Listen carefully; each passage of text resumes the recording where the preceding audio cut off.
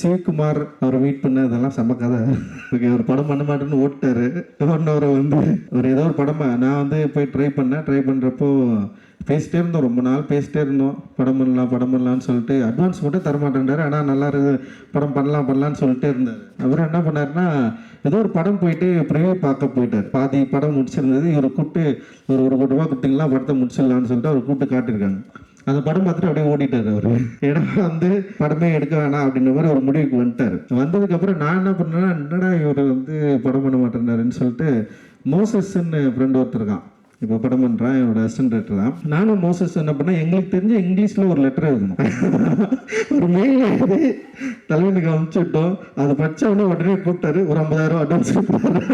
அவ்வளோ கான்ஃபிடண்ட்டாக ஒரு mail அனுப்பிச்சோம். So அந்த மெயிலேருந்து இது ஃபுட்பால் இருக்குது, கிக் அடிக்கிறதுக்கு நான் ரெடியாக இருக்கிறேன், கிரவுண்டு தான் இல்லை, அந்த கிரவுண்டை ரெடி பண்ணி கொடுக்குன்னு சொல்லிட்டு அது மாதிரி ஒரு ஒரு லெட்டர் ஒன்று அந்த மெயில் பண்ணோடனே வந்து உடனே கூப்பிட்டு வந்து அட்வான்ஸ் கொடுத்தாரு. அப்படி தான் எங்கள் லைஃப் வந்து ஆரம்பிச்சது.